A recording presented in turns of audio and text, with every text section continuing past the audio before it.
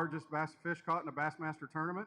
That was 13.9. That's what I caught that on a spinnerbait. Scott Canterbury, 2019 Bassmaster Angler of the Year from Springville, Alabama. Scott's also an FLW Tour winner and one of our pro staffers and friends here. Brian Latimer, FLW Tour winner from 2019. He is an MLF Big 5 pro, also one of our pro staffers and one of the most popular YouTube stars you'll see. Brian does a really good job on that. I've actually been able to appear in that, making a fool of myself. It's been fun. John Cruz, the Cruise Missile. John is a Bassmaster Elite Series winner. He is the owner of Missile Baits, a multi-time Bassmaster Classic qualifier and one of our good friends. Brandon Palaniuk, also one of the most famous and apparently beautiful faces on the Bassmaster Elite Series.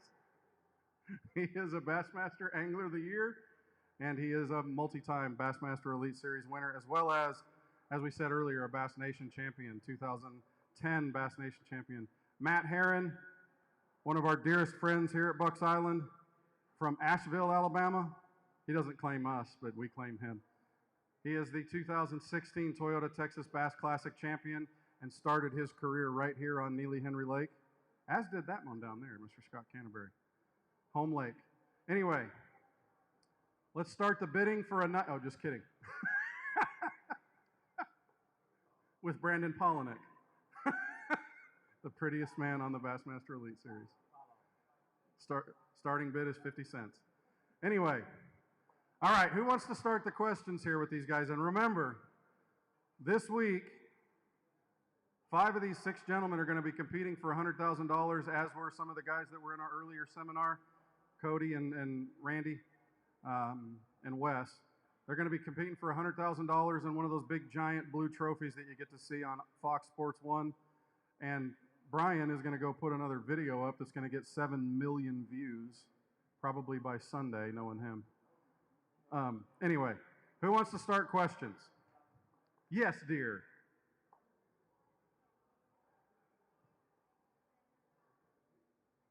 Okay. Young lady wants to know, Matt. Will Mark, since you've got the, yeah, you'll just pass it through. Yeah, that's right. I just answered it. Can you tell me what it was? No, I know your question. Mark, what is the biggest fish you've caught in a tournament? The biggest bass that I ever caught in a tournament weighed 13 pounds and 9 ounces. And I caught that during the Megabucks tournament at Richland Chambers Lake, and I caught her on a spinnerbait. And she spent the rest of her life at the Chattanooga Aquarium in Tennessee, where young people like you could see her on an everyday basis. She lived 14 years, and she weighed 14. When I caught her, she was only 7, and she weighed 13.9. And lived another 7 years in the luxury of the spa at the Tennessee Aquarium in Chattanooga. And how old was she when she finally? She was 14. 14. The largest bass I ever caught was in Florida. Toho, a 9.4 that I caught in a tournament. That's the largest bass I ever caught in a tournament down in Florida. So caught several 8s, a couple of 9s, but that 9.4 at Toho in a FLW tournament. Mine was a 9.1 I caught in a club tournament about 7 years ago. And that was, I think that's my personal best, period, when I caught in a tournament. My personal best, the biggest one I've ever caught, and the one that's pictured on the back of my truck out there is an 11.1. I caught it down at the Harris chain, and I caught it on a spinning rod. We were talking about that earlier, but that was absolutely exciting. Mine actually came at our first event this year down in Florida, the St. Johns River. I caught a 9.8 and actually tied for big fish that event. I caught mine on 20-pound test, and Derek Hudnall caught his, I believe, on 10-pound test. Might have been 8-pound test. So, it's pretty impressive. They had to go way off to catch theirs. I caught a 9.12 at Lay Lake in a tournament back when Ned was a pup. Caught it in about a foot of water on a flipping stick. But yeah, right here at home. What's next? Any other questions from out here? Okay, I'm going to ask one. Matt, I'm going to start with you. Neely Henry this week, what's going to be the winning total weight? and everybody can give their opinion. Actually, you go last. He didn't. He didn't say. I'm not letting him He's going say it last, yet. apparently. I don't want him to influence anybody. 58. 58? Yeah. Okay. I was going with 60. So This is the Price is Right. I'm hyping it up a little bit. I like the Coosa River. Neely's going to fish a little bit tough, but I'm going to say 61-11. Ooh. Who's writing it down? Well, the last two Bassmaster events I fished here were a long time ago, and it was that 62, 63 pounds after 4 days.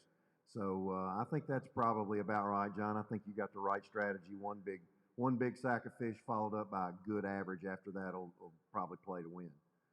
I did fish those two PAAs that we had here several years ago, and it took 45 pounds to win both of those. So the place is capable of putting up some real good numbers. Pass it back to Mr. Now, Herron. from the late Neely Henry King. I'm actually going under them. I think it's 57 pounds. I just think it's going to be I think there'll be a quality bag of fish caught, but right now, for whatever reason, the lake's hard to duplicate that. And with 100 of the best walking beating up on the same lake, it's going to duplicate it multiple days is going to be a challenge. So that 12 to 13 pounds is going to be kind of common. You're going to have to top it off with that 18 to 21 pounds. But I'm thinking about 57 pounds. Okay, in a body of water like this, and I'm sure a lot of you guys sit here and think, man, this lake is 70 some odd miles long end to end. It's a big lake. For these guys, it's not. So how do you work with small water, tight conditions? How do you adjust to those kinds of things when you're fishing a tournament on a body of water like this? Well, this lake's actually going to fish kind of big in some ways because we got the variable of spotted bass and largemouth, and they live in two totally different environments. So there'll be multiple patterns evolved this week that guys are going to be able to utilize. So there's so many little bitty, Neely Henry's kind of unique in the fact that a lot of the lakes we go to, there's a lot of knowns with mapping. Lake Master here is very, very good, but there's a lot of the stuff that the spotted bass like to use that is kind of hard to find. It's not obvious. You got to have a little knowledge of where it's at, and there's a lot of little hidden gems out there. So, and the largemouth stuff's kind of common. I mean, it's shallow grass, pockets, rocks, docks, and you just have to use the tools that you got and try to put together multiple patterns. Pass it down. I want to hear what they have to say about it too. I generally look in, like if we're in a body of water where I feel like it gets a lot of pressure and you get a lot of our group of anglers fishing a lot of the same stuff, I try to look in what I call the dead zone. And that's that middle zone where you've got guys fishing the bank and you've got guys idling out deeper. And then there's that middle zone that's not getting as much pressure, or it's too shallow to try to idle and it's a lot of water to just go fish through. I'll use a lot of my electronics like my Mega 360 that allows me to still cover water but be able to see a lot of that area out in front, and that usually seems to be the place that the least amount of pressure on these bodies of water, but also a lot of times there's a lot of dead water, right? I mean, that's why I call it the dead zone kind of, because there's certain times a year where they will live in that, but then there's a lot of times where there's just void of any cover out there, and so it can be difficult to try to find them. Yeah, there's a bunch of different philosophies about going about trying to find fish. So when I go to a new body of water or a place I haven't been to in a long time, to be honest with you, the first day of practice, a lot of times I will ride the whole lake and just try to get a feeling on what I feel like is the place where I feel the most comfortable, where stuff looks familiar to me, and then I may try to sample that for like a quarter of the day. That first day, and then I'll just kind of go from there on my practice. I know a lot of guys, they kind of like schedule out. They're like, I'm going to fish this arm the first day, this arm the second day, and this arm the third day. I don't script things as much in practice like that. I try to just use my first day on a newer body of water to kind of get the lay of the land, so to speak, and then I kind of make my plan from there. obviously I'm not fishing this particular event, but I fished here before last fall when it probably fishes at its worst. And you would be surprised. I think square footage wise, this or square acres or whatever. however 12,000. many- It's not that big, but dude, you can spread out pretty good on Neely Henry because you got that whole river stretch, and then you got the whole middle section, and then you got the whole lower end, and then once you start getting down on the lower end of the lake, it's fishable from the river channel all the way to the bank. So there's a place like this is actually pretty intricate. It's not that straightforward. I hear that it's supposed to rain quite a bit this week, so that could take out some of that stuff that's deeper than probably 7-8 foot. But one of the things we was asking was how do you when everybody's beating up the same stuff, how do you fit in? How do you get in line? How do you learn how to compete with that? One of the things I've tried to start doing now is just as much as I'm trying to watch what the fish are doing during practice, like, are they moving shallow, or am I finding more post-spawn fish, or does this seem to be a little bit of pre-spawn fish? I'm getting to a place now where I even watch the competition and seeing what's getting the most pressure. That seems like very simple, but for a long time I just ignored what everybody else was doing. And then you show up on tournament day and realize that 10 boats are on that 150-yard stretch of bank. So I've tried to make it a rule of mine now to not only try to pay attention to what the fish are doing during my 3 days of practice, but also watch what people are putting pressure on, and either try to go a little bit further back into the creek or try to work my way a little bit further outside of whatever that hot range is. So that gets really intricate, especially in my tournaments. We have almost double the number of competitors that an Elite Series tournament has. We have 160 boats.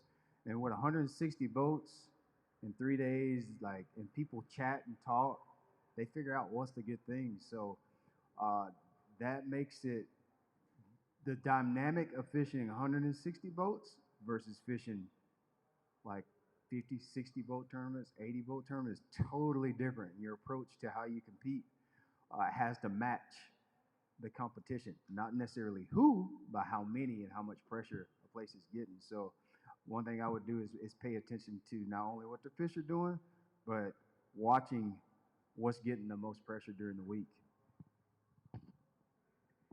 Yeah, I mean, we show up somewhere and it's considerably smaller. The question was, how do you approach it? So, I try to figure out how to get the most bites I can get, no matter what it is. I like catching them flipping. I like catching them throwing top water. I like power fishing, but if I have to put a spinning rod in my hand with light line, a wacky worm or a shaky head or whatever to get bites, I try to figure out as many ways as I can to get a bite. If I can get bit shallow, I'm going to do that as much as I can, but you always got to have a backup plan. So whether it's shallow or if it's, that mid-range, 4 to 8, or if it's 8 to 12, or, some rivers we even get out and fish 16 to 20 foot deep. So, it's just a matter of trying to figure out how to get as many bites as you can get in a day, no matter what it is, and sort of going with that. But then you still got to figure out different places that we go. You got to figure out the average size of fish that you're after too. You got to catch quality fish. So, but somewhere like here, I think that, like Matt said, that 12 pounds is going to be pretty common, but it's going to be, you catch 12 every day, you're going to get paid, obviously. So you got to figure out how to get bit is the biggest thing. So breaking it down, and, Neely Henry, you can win this tournament, or you can do well in this tournament from the upper dam at Weiss Lake to the lower dam that goes into Logan Martin. The whole lake is really good. It's a diverse fishery. You can fish shallow. You can fish wood up the river. You can fish grass in the middle.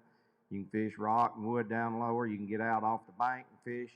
There's just so many different ways to catch them. You got to figure out how to get as many bites as you can get, how to generate bites, and that's the biggest thing for me. Now, after 30 years of doing this, these guys are way too serious. I'm saying I'm going to start about 8:30 after a good breakfast. I'm going to have a bucket of chicken and 3 dozen shiners, and I will find the fish that are biting. Just kidding. Wake up. It's warm in here. No, we have 2 different venues here. We have a spotted bass fishery. We have a large bass fishery. And that's going to play big dividends on who wins this event. Figuring out if consistency is going to be the deal with the spotted bass bite, 12 to 13 to 14 pounds, and then put a largemouth on top of that, or it's just going to be straight largemouth fishing. So I'm going to be like John. I'm going to burn some gas the first day and look around, reminisce a little bit. I've fished here several times over the years.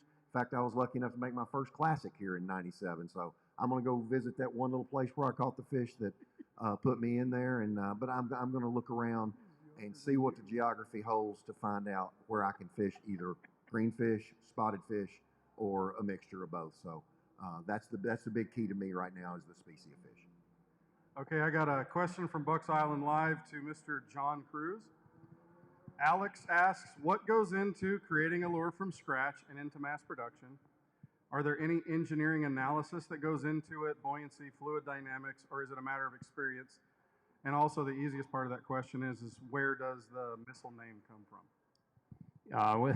Where the missile name came from, a friend of mine years and years ago always called me the cruise missile, and then so that ended up getting shortened to the missile.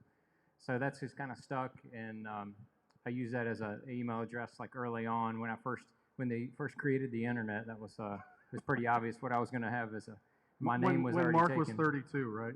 Right, right.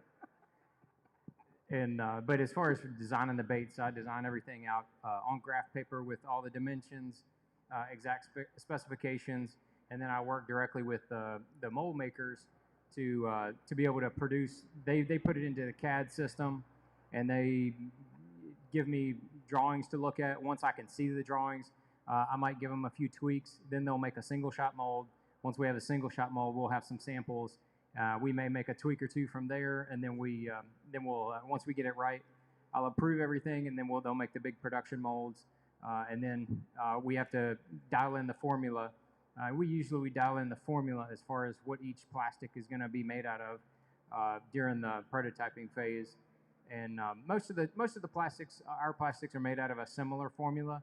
We kind of have one of two formulas, but then we have our 48, which is a weighted stick worm. It's heavier. So it just kind of depends on what I want that bait to do as to what we make the plastic out of. That was 2 years ago, right? 48? What? 2 years ago? To make a bait start to finish, from like designing it out on paper, usually takes at a minimum 3 or 4 months till you have a production mold. But it's going to be at least another 2 months until it's on the shelf. The 48 came out 2 years ago, correct? I think it was 3 years ago. Oh, I was going to say, because I thought it was 48 and you made it heavier because I was 48 then. Let's do this. As a follow-up to that question, John, and I want everybody to answer that because everybody here has been a part of developing lures or colors or something. What's been your favorite project thus far? And then we'll share the microphone with everybody. To me, it's the next one because I'm always working on something. That's a cheat question. That's a cheat answer. And I wish I could tell you about one that we have coming out. I shared it with Dano. I'm really excited about that. I think that's going to be a killer little bait. And then I've got another one coming after that I keep bugging the guys that are they know what I want I'm like, dude, come on, I want to see this drawing. I want to see this drawing. And so I'm bugging them about it so they're working with the CAD to try to make it. And that's something that we're not even going to release until Classic of next year. Mark, what about you? You've been involved in developing projects. What's been one of your favorite ones? I've had my hands in a lot of different things.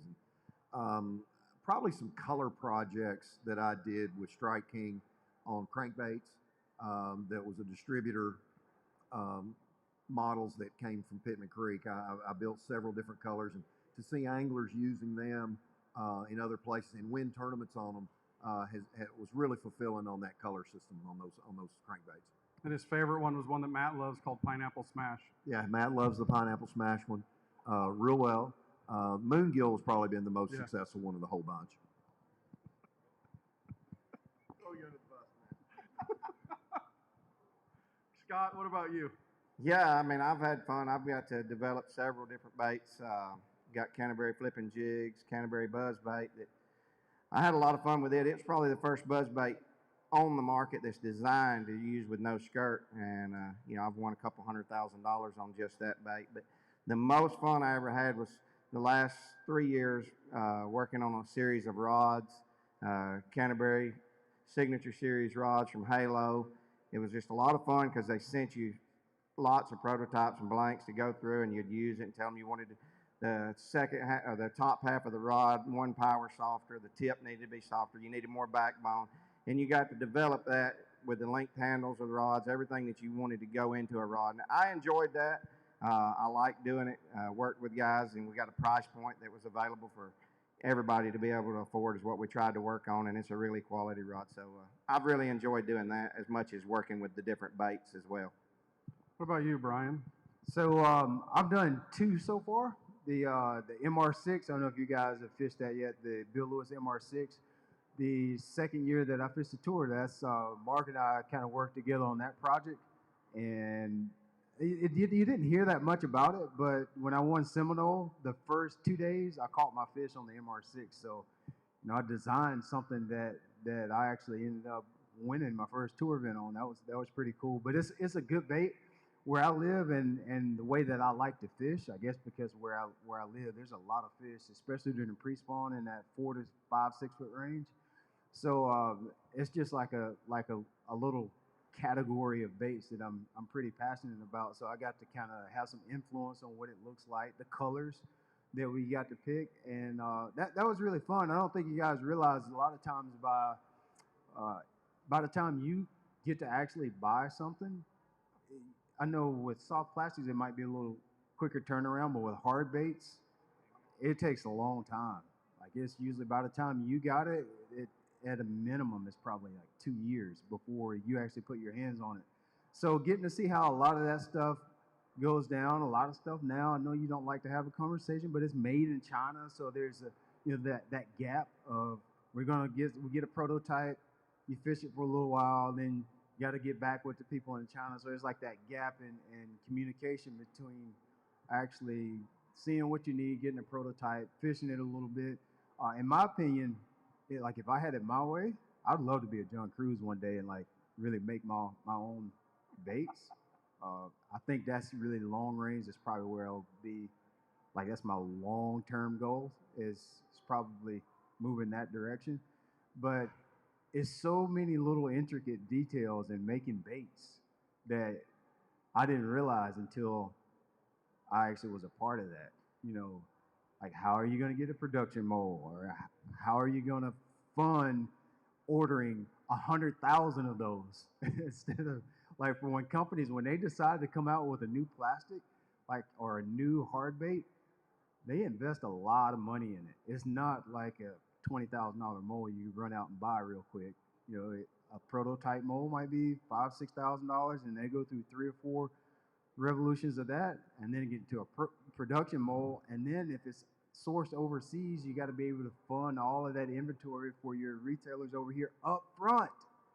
So in a single new bait, it could be like several $100,000s of dollars.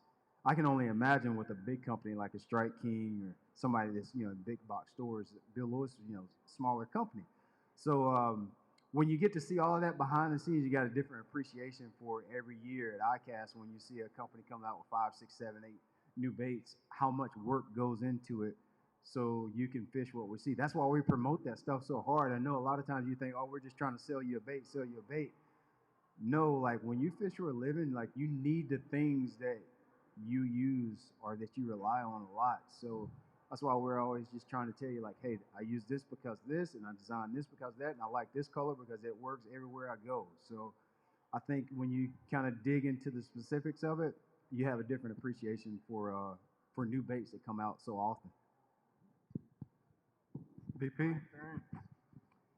And my favorite has got to be the Stormarashi glide bait. And that one took me, see, John already knew what I was going to say. I was saying it too. That one took me 3 years.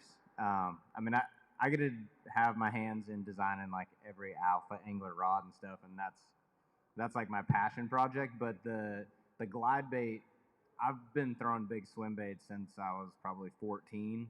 I kind of grew up around it in where I grew up, and it's something that I've always looked at, like Japan and Lake Biwa, and that's like the motherland of swim bait fishing. And No, it's not. well, according to me, it is. I mean, California is where like it took off, but Doesn't to matter. me, all of the stuff that comes over, Lake Biwa was like that foreign land that I only saw in video games. Yeah. And I was able to take our finished product of that after 3 years and test it on Lake Biwa. And it took us 3 days before we finally caught a bass, and I caught a 5-pounder in like one of the most heavily pressured areas of the lake. And for me, that was the best proving grounds for a product that I could have.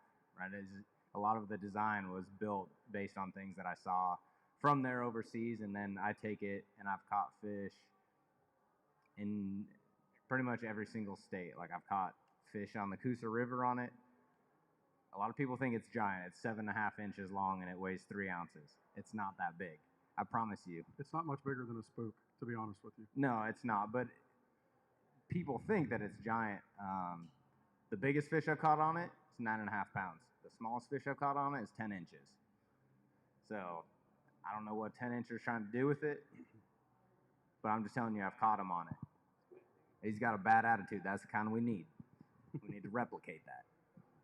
And about times 10. Matt, what about you?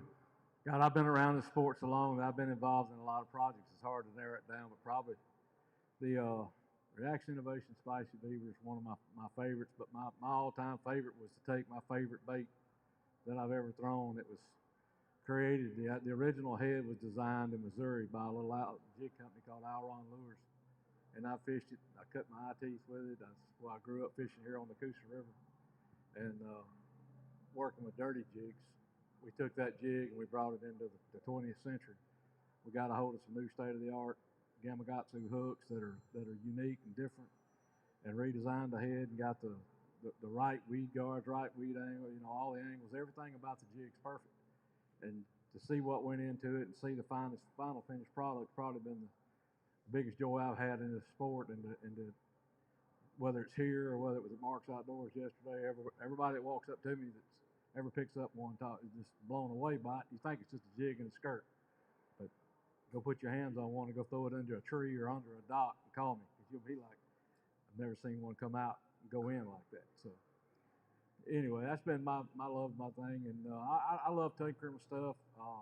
Been involved in a lot of hard bait projects with PH Custom Lures. I'm old. A lot of these kids in here don't know what balsa is, but I really get into topwater baits like the old Devil Horse and the Slash P. I'm working with them right now on basically it's a Bangalore bait that we're trying to bring it back and get it right. But it's something new all the time, and like Brian said, there's so much that goes into it, and the process is so long, and you a lot of times you wonder how long it's going to be before you see a version like, yeah, we got it, and you go to the lake with it and fish with it about a day and a half, you go, no, we got to tweak it again. But that's my deal.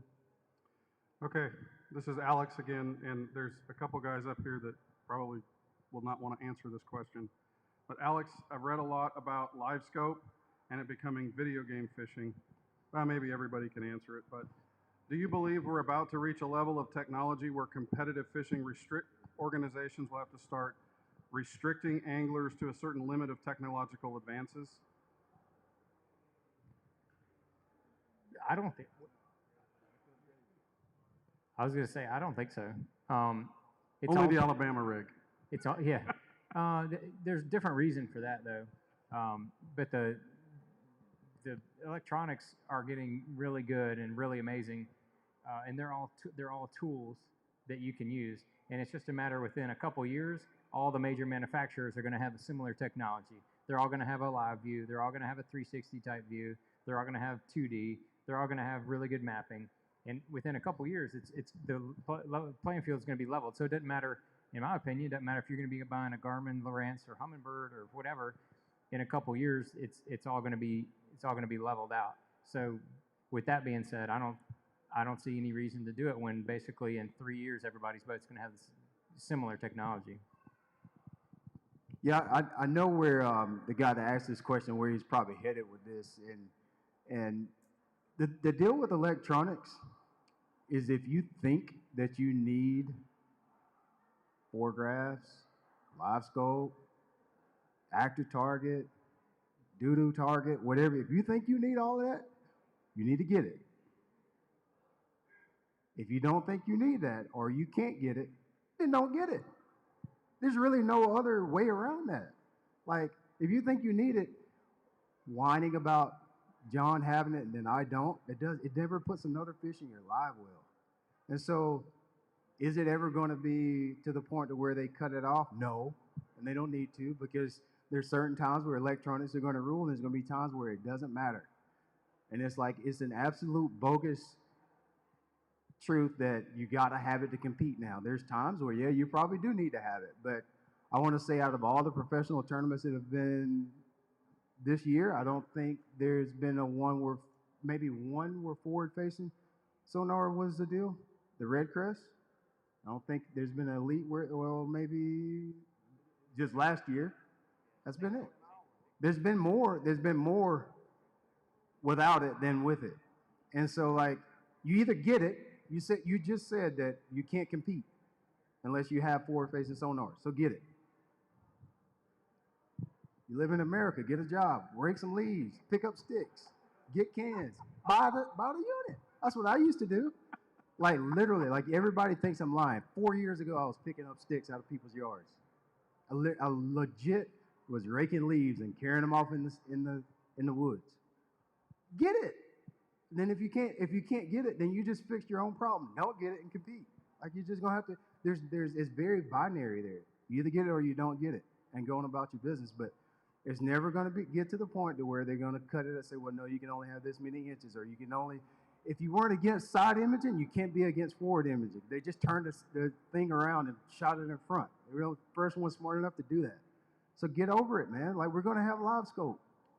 Get it, learn it. It's actually fun. Like, it's nothing more cool than watching a fish come and bite your bait on a screen. That's really, like, it's really cool. So this whole movement of, no, the units are too big. Oh, the forward-facing sonar, bro. Like, let it go. We're going to have them. You're going to see us using it. It's here to stay. It's never going away. 1998, Ray Scott, that's gone, man. That's gone. It's not coming back. So we're going to use our forward-facing sonar. And you're going to like it, too, because you're going to get one. And you're going to see.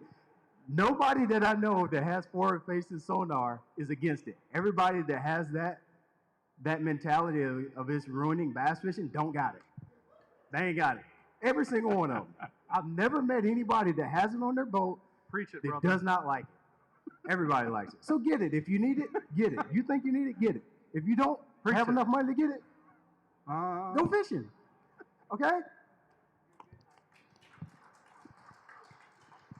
You know, what Brian was hitting on is we're all creatures of habit as fishermen. We all like to replicate the successes that we had. And technology's moving at a fast pace. Would I love to go back to fishing tournaments with a flasher and a piece of paper map that we used to? Yeah, because all these young whippersnappers that I fish with all the time are so fluent in technology. It would give me a basic advantage. But fishing is fishing. We still have to get the bait in front of the fish to make him bite. I still have a couple flashers that are on some of my old aluminum boats and my John boats, and it's a lot of fun to get back to go and fish that way. But I do agree that the technology is here to stay. It makes fishing faster. It makes it fun. Just embrace it and go with it and figure out ways to utilize it for your own success. Brian, I just got to say, our Garmin rep is over there bowing. Lee is over there saying, all right, who's got questions out here? Yes, sir.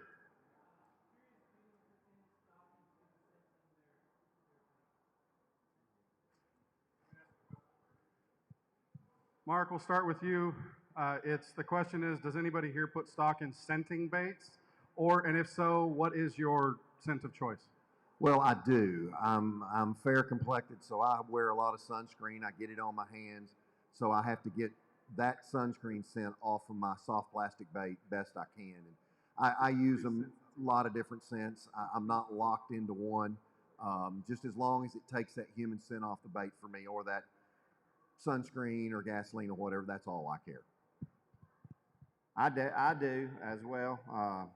Not 100% of the time, but anytime around the spawn, or if I'm fishing for smallmouth. Smallmouth's probably the biggest key. I don't know what it is, but I definitely believe in scent when I'm fishing for smallmouth. And I use scent when I'm fishing for any kind of fish that I think are spawning or trying to spawn, especially if they're spawning. And I don't have a sponsor or nothing, but I use Strike Force. I mean, it's just something that I started using a long time ago up north and still use. I use it south, anywhere I go. I don't have enough experience to comment on this. I'm actually curious to what everybody else has to say. I haven't really seen enough evidence personally to comment. I'm learning here, so. I have a kind of a odd philosophy because I've analyzed a lot of stuff, and I analyzed what it takes to make a bass bite a lure.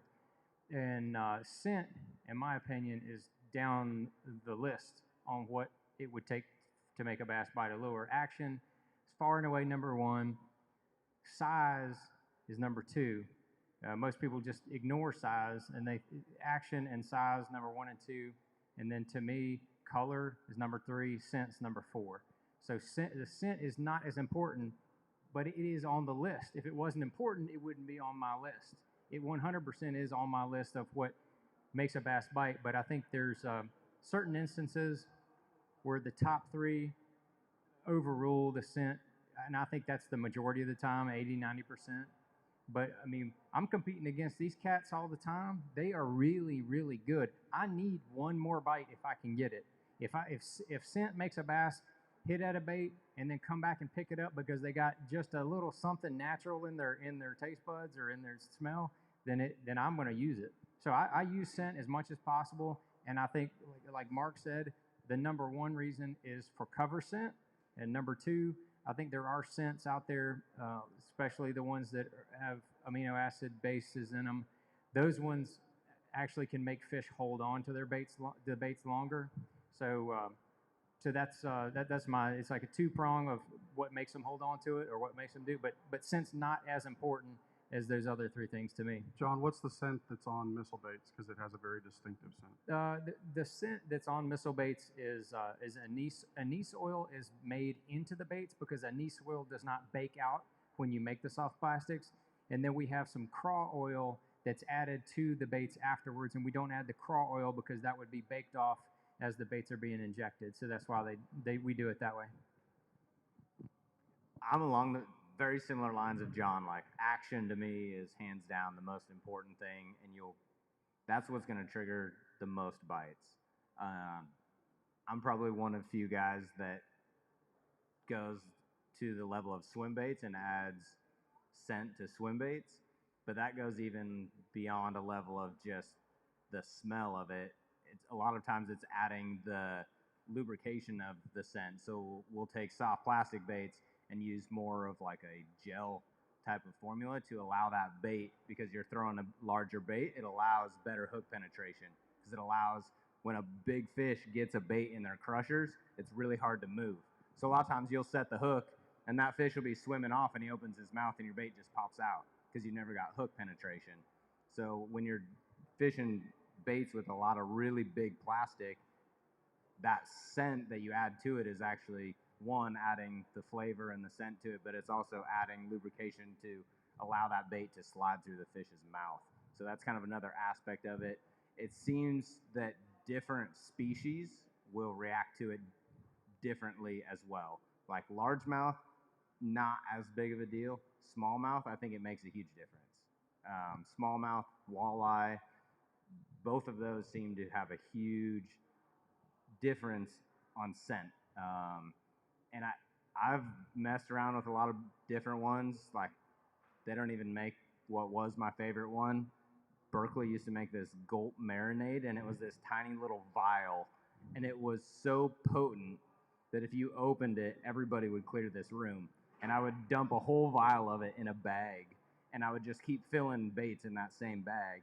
But they quit making it, and I've never found anything that concentrated. And so the last couple of years, I've used fish bomb, and I mix crawfish and shad in the same one.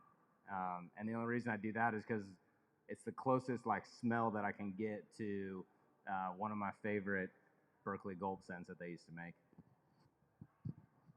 You know, most of the plastics I use are made by Reaction Innovations, and they're all heavily salt injected, which is a natural scent itself, and they're high quality plastics. And on largemouth, I'm like these guys. I don't think it's that big a deal. I think it's more action, color. on those, but on smallmouth, most of the time we're fishing smallmouth. They're in extremely clear water environments. And anytime you're doing that, these fish are sight feeders. And I think to get past the eyes, you got to trick their nose.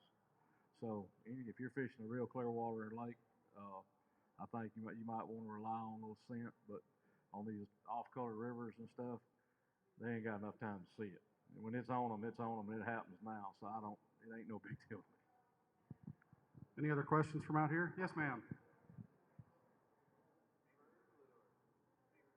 What's your favorite lure, Matt? A jig. A jig. Different size jig. My favorite is big swim baits, like the Stormarashi glide bait, big Huddlestons. I've just seen so many cool things happen with big giant swim baits that you don't see with other lures, where a fish goes into a different mode, I guess, or you're playing mind tricks with them. You don't get as many bites, but generally when I'm doing that, I'm fishing for a different type of fish that lives in a body of water. It's the 1 or 0.5% of fish that live in a body of water. I'm very intrigued by like 7 or 8 different categories of lures, like really, really into them. If I had to pick one, it would probably be the missile baits D-bomb because it's like my bread and butter. I've caught a lot of fish on it in a bunch of different ways. If I only had to pick one lure and I could fish it however I wanted to, I could probably go to about any lake in America and catch fish. Mine would be a shallow diving crankbait, anything that's probably 8 foot or less. And to answer your question more specifically, young lady right here, I love that question, by the way. It would probably be pre-spawn cranking. Like like February and March, like my hands get jittery. I can't sleep at night. I just want to be fishing and throwing a crankbait. It's just, and when the water's like in the 50s or it's like it's bottomed out and started warming, there's fish always in 2 to 5 foot of water. I don't care where you go. I don't even care if it's a clear lake. They're gonna be in 2 to 5 foot of water. And buddy, I'm gonna be throwing me a crankbait down there. So I lose sleep over that. It's one of those things where I don't know if I'm necessarily good at it, but boy, I get giggly when I can catch them doing it. That's all I know. Maybe I ain't that good at all at it. I don't know, maybe not, but I have fun doing it. It makes me laugh.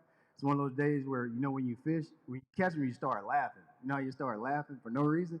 Like, I got him to bite. You start laughing. That's the way I am with crankbaits. So shallow diving crankbaits, that's my thing.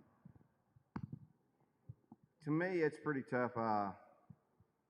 2, I can narrow it down to 2, but a jig, just like Matt said, a 1/2 ounce jig, whether it's a Canterbury flipping jig or a Matt Herren jig or any of that. But I like a jig because you can fish it in any water column. You can fish it from 6 inches deep to 30 foot deep. Ever how deep you want to fish, you can do it with a jig. My favorite way to catch one is on a topwater bait, just because I like seeing the explosion. I love throwing topwater, whether it's a walking bait or a buzz bait, but probably a buzz bait, Canterbury Pro Buzz from Dirty Jigs Tackle. Well, I'm going to throw a curveball into that. I'd say one of my favorite ways, and probably been my most successful way to catch big fish, has been on a spinnerbait. If I'm limited to one bait, it's going to be a spinnerbait. Just like Scott said, I can fish that in 6 inches of water. I can fish in 30 feet of water. But a spinnerbait profile tends to catch larger than average fish for me, depending upon how I'm fishing it. And the other thing that's so magical about a spinnerbait, when I've got it up high in the water column and I can see that spinnerbait coming, how does it happen when that fish is coming at it? Everything goes into slow motion in your mind when he gets it. There's nothing prettier than when one ropes a spinnerbait in sight and it's a big one. So it'd have to be a spinnerbait for me. And to give you a little on that note from Mark, there's probably nobody in the business, with the exception of maybe Van Dam, that knows more about how to balance blades to make the bait work exactly how it needs to. If you want some good questions about spinnerbait fishing, ask Mark. Anybody other questions? Yes, lady.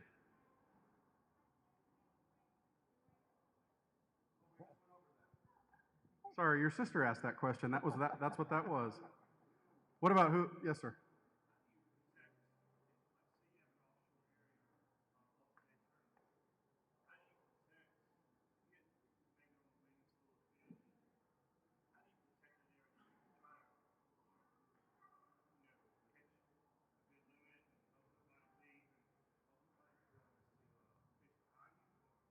Here's the question for those of you at on bucksisland.com and Facebook. How do you protect an area? If you got a good offshore area, a good spot, how do you protect that area so that you can extend that for multiple days? And the answer might be an AR-15. I'm not sure, but anyway, Mark, go ahead. No, the one thing that you haven't thought about is 5 of us fish the same tournaments all the time. So we're going to run into each other multiple times, multiple years, multiple times in a tournament. I was around Scott the whole time. I was around Cody the whole time last week. Yet we basically never crisscrossed. Because we're this big traveling family, most of the time I'm going to give Scott respect to an area which he's fishing at, and he's going to do the same to me in those situations. Because what's good for the goose is good for the gander, and turnabout's fair play, and sometimes it can get pretty dang ugly. So we'll just stop that where Scott and I are not going to have a fist fight over the deal, or I may go to Scott and say, look, dude, if you're catching them there in the morning, I won't come until noon. Let me have a chance at those fish at noon or something. We'll work that out. The other way is, like you mentioned, be stealthy about it. Don't just run out there on the blast off. If it's 200 feet from the weigh-in and you run right out there and you go to blast them, let that last boat get on down the riverways and you double back and sneak in there. You can be stealthy and very cautious about that. But most of the time, we can work those things out between us because, like I said, we got another tournament next week, and it's always nice to be on good terms with all your buddies.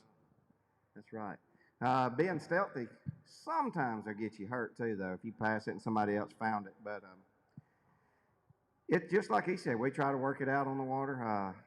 If you're fishing offshore, most of the time you're not going to win a tournament on one spot. If you do have the winning spot, you're probably not going to leave it. If there's that many there, and nobody's going to just come in and like rub boat rails with you. We don't have a rule against it, but they're going to give you some respect on that.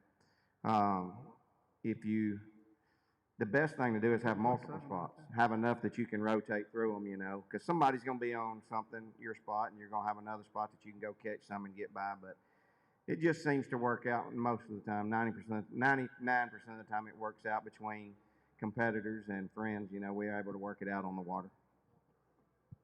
God, I think I better pass the mic on this one.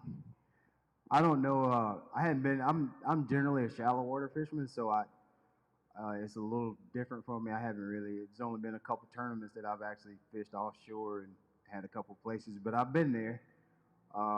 It's a lot easier to settle amongst competitors than it is against locals. When it's a local, it's just hard.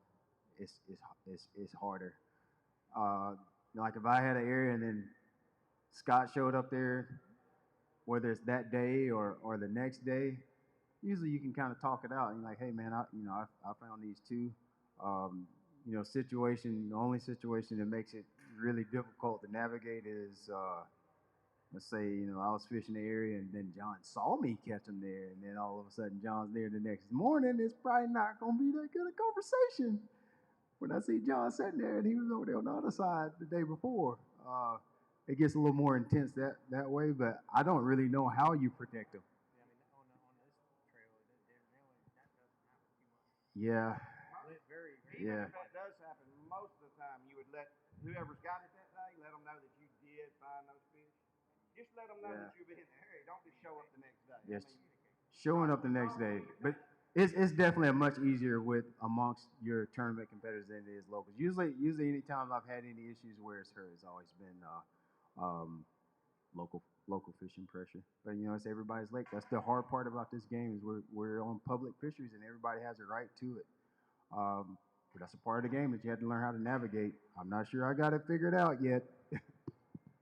Yeah, it's like Brian would say, it's tough in local tournaments because a lot of that etiquette and stuff is just not as there for whatever reason. People don't communicate the same way. I know Matt and his family. I've known Brandon for a long time. I know all these guys, so it's a little different for us. But a number of years ago, I'll tell you this one quick story. A number of years ago on Kentucky Lake, we were fishing, and Van Dam was leading, the one that ended up winning the tournament. And I had a top 10 and did well. And I was like, man, I had a great strategy. I was doing this and doing that. And I thought I knew what I was doing. And then I ended up talking to my marshal on the third day was his marshal on the first day. And so after the tournament, he called me and just congratulated me for doing well, whatever. And he's like, yeah. I was like, how was it riding with Van Dam? Because he said he told me the day we fished together. And he said, we rode up the lake and he was laughing, pointing. And he said there was like 6 boats all in a row and they were fishing. And he looks over at me and he goes, look at those dumb SOBs. That's where I caught all my fish yesterday. And he was like, okay. So we get there and he said, what do you mean? He goes, I knew those guys followed me yesterday. I knew they were going to be there and they were all there fishing his spot that he caught them the day before. And so the next day he ran 30 miles, 40 miles up the lake and caught another 20 some pounds. And he did that all 4 days of the tournament. He said he fished different areas each day of the tournament and still smoked everybody. And that's when I realized he was playing chess and I was playing checkers, and that's why I didn't beat him. That's awesome. That's a completely different thought process. Yeah, and that's the same way when Edwin Evers won the Classic at Grand, that's how he won it. He fished a different area all 3 days so his stuff wouldn't get crushed. Yeah, 100%. That's one step ahead of the game and everybody else. And my biggest thing has always been communication. Like, I love having people on the water watching me.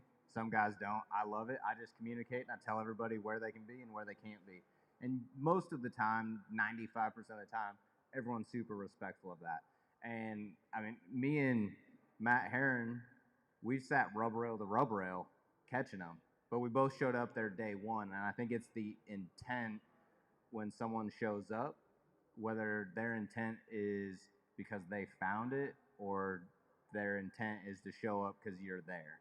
And I think that's the biggest thing. When you mutually find the same fish in practice, that's going to happen with the amount of electronics and knowledge that we have on bodies of water, and you just work it out.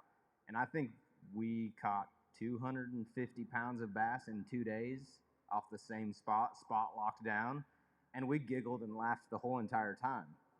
And yeah, but the other guy that was in your area that would catch one and drift about a mile. Yeah, the other guy would try to get up there and catch one. We'd laugh at him because he'd drift and he'd be half a mile down. And that was the first tournament that the world got to see spot lock, and they were 2 of the first that had them. So they literally could sit there all day long with their 4 foot. Yeah, 4 foot waves. And everybody else would catch them and drift 2 miles and have to run back up. We'd throw them in the box. We'd coal. I mean, if you catch 250 pounds between 2 guys, you're doing a lot of coaling. And it was probably. It still was one of the most fun tournament days I've had on the water. And I would say me and Matt are probably closer now because of that than we were before. And it was all just because we were able to communicate it.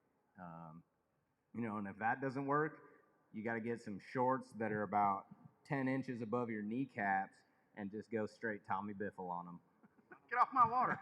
Get out of my creek. What you don't know, Brandon, about that tournament is there were 6 times Matt tried to throw one in your live well, so you had 6. No, I did because I do that on my own. Yeah, but that particular tournament, he had gotten way better with 360 than I had. And we would be sitting there. We were literally close enough that he'd go, "Hey, dude, they're behind your motor." He could see them on 360, and he turns around and he's throwing at my motor. He's like, "Oh, go back there." It was one of the funnest days I've ever spent on the water. But for the most part, I got a simple way I do things. You yell like a politician? Nah, I always try to be seen on day one. I may not fish an area, but if I got intentions on fishing somewhere, you're generally going to see me on day one. I let it be known that I know what's going on. I don't want to come back in there and a guy, Brandon fished the place, all day on day one. I'll tool up there and say, "Hey, dude, I ain't gonna mess with you today, but I'll probably run through here tomorrow." I let it be known, and then that way there's no rough about it. When you go catch 25 pounds and somebody shows up the next day you hadn't seen, and "Hey, dude, I knew all about this." No, if you knew about this school, you'd have been here yesterday. You'd at least let your intentions be known. But for the most part, communication is like in a good marriage. It's the key to everything. Talk it out, and everybody gets along great. But like Brandon said, if you got to do it, you got to do it, and go Tommy Biffle on. Okay, we got time for 2 more questions. I got one from the internet, so someone What you got there?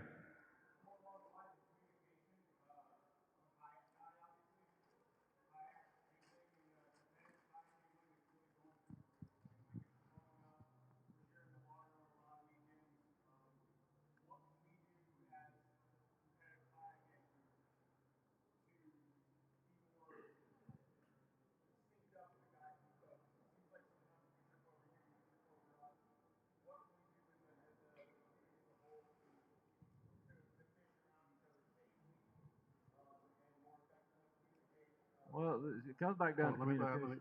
So this is Lance McWhorter. He's a kayak pro who's here for our kayak stuff today. And what his question basically is as the kayak world is growing, boats and kayaks are going to have to coexist, and it's really not good to make kayaks bass boat speed bumps. So he's asking these guys, how can they, what needs to happen in order for everybody to be able to coexist in the water? Matt, go ahead. Well, I mean, you're another boater, you're another angler, so I'm going to give you respect. I'm going to give you your room. And the kayakers need to do the same. I know it's harder for y'all. Like, I can just sit down and crank up and idle to the other side of the slough, where y'all, it's a little more of a jaunt to paddle over there or whatever it is you got to do. But it still comes down to communication. We're all in an area working a group of fish.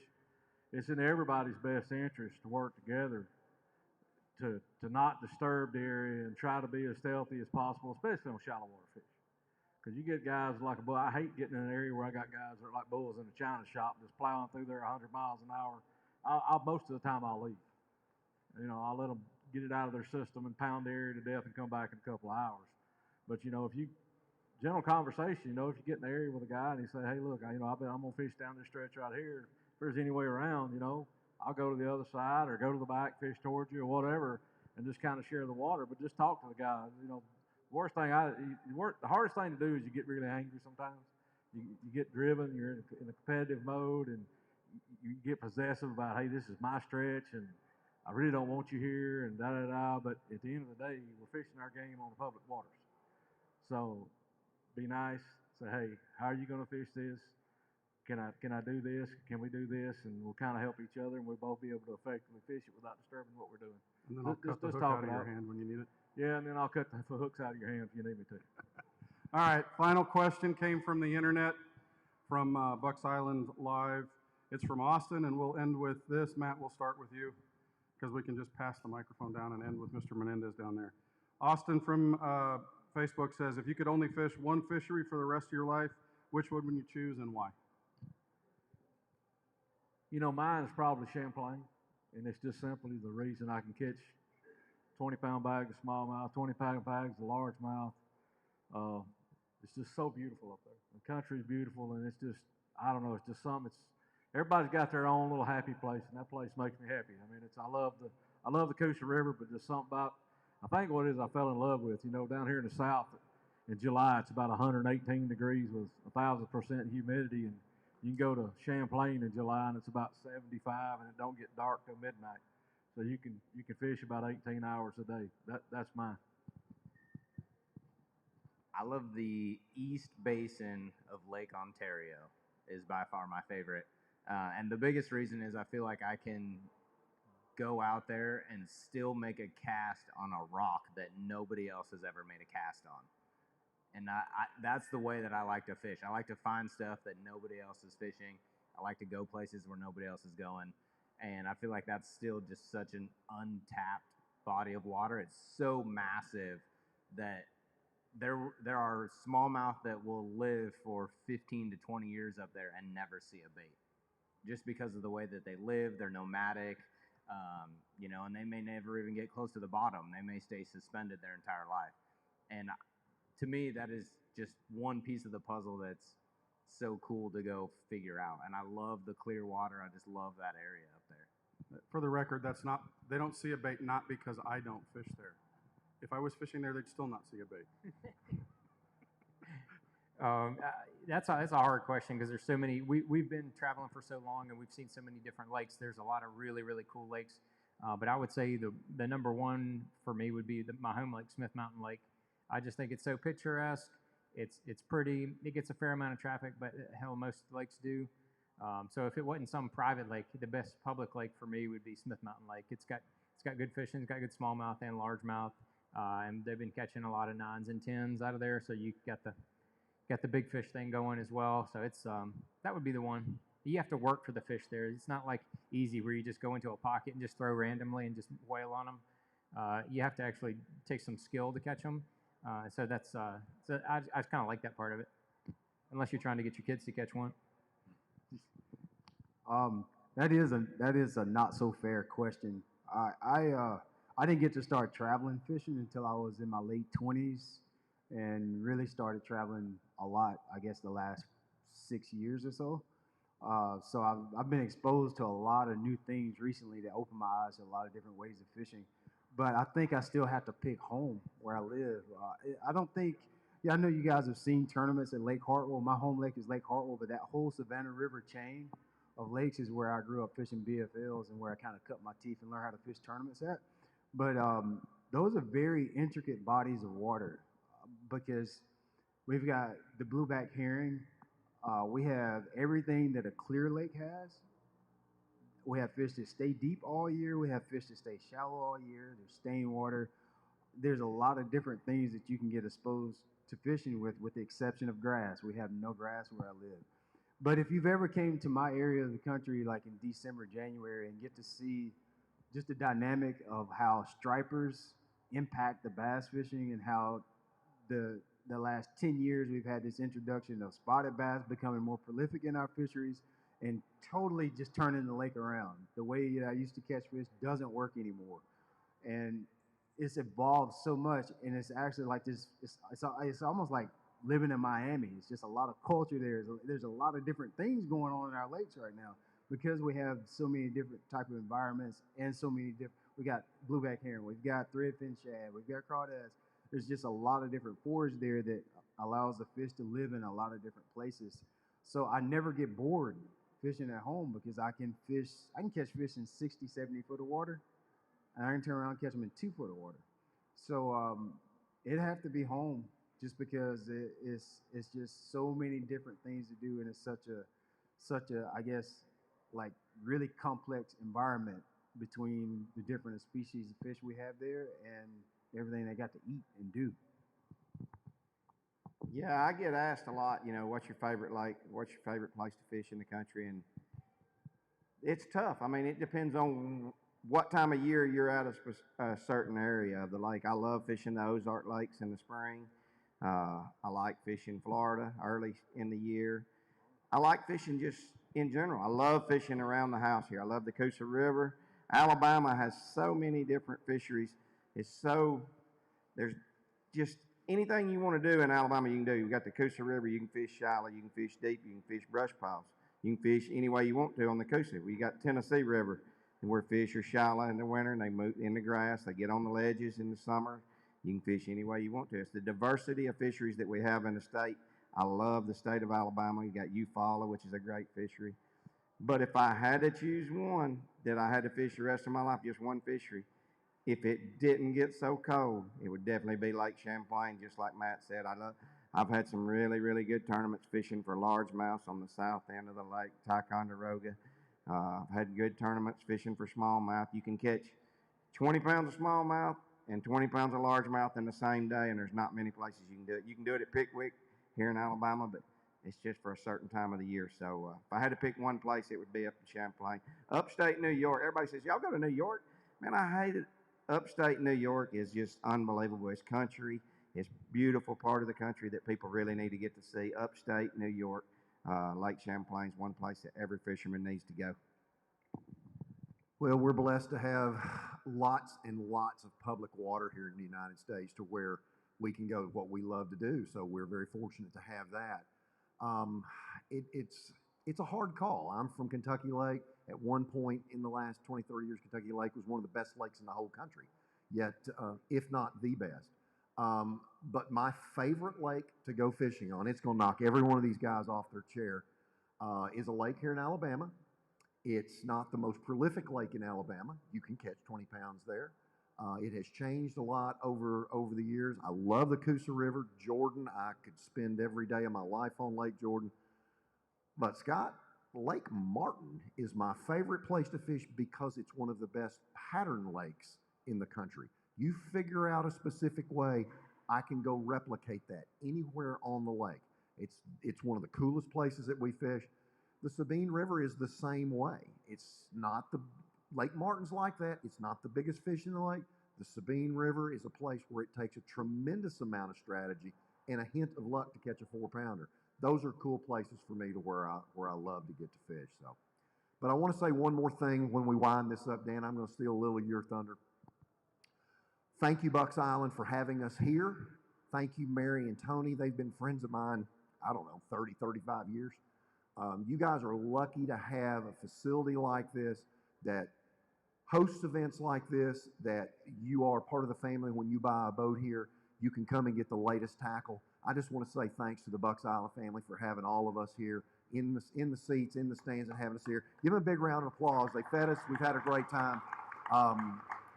It's a real pleasure to have a complete one-stop shop to go buy my boat, to go get my fishing line, and to go get my fishing lure. And then you're part of the family when you buy something here at Bucks. Well, thank you to all of you guys, because, this sport is driven by seeing what these guys do. We're fortunate to have enough of them near here and have brands that support not only the dealership, but you guys. But, guys, thank you for being willing on behalf of your sponsors and all of these people that come, for coming and spending the time with us. We really appreciate that a bunch. They'll be around for a little bit more, guys, before they take off and get ready for the tournament. Please remember, they are under a no information rule, so as much as they want to talk fishing and they'd love to hear about the 5-pounder you caught yesterday, they can't hear it. So don't get them on Neely. You can talk about Logan Martin or Weiss, or no, you can't even talk about Gunnersville because they're fishing there in 2 weeks. But Brian can talk to you about anything you want to talk to, so give him everything. Anyway, thank you. Well, we're going to set up the raffle here in just a little bit, and don't forget to bring your blue tickets with you because the grand prize stuff is in there, including some fishing trips with some of these guys. All right, well, guys on Facebook, thanks so much for joining us once again. That's probably going to do it for today. If you couldn't make it up here, I am sorry. Hopefully you got something out of the seminars and can go back and watch this on Facebook, YouTube, wherever you enjoy it. So that's it. That's Fish Fest. Maybe next year, if it all comes together, we can get another one of these going. But more of this kind of stuff to follow. Thank you again. Hope you have a great day, whatever it is that you're doing. And I hope you're getting to spend some time on the water. I'm going to get out of here, and I'm going to go play with some kayaks, I think. So we'll talk to you later.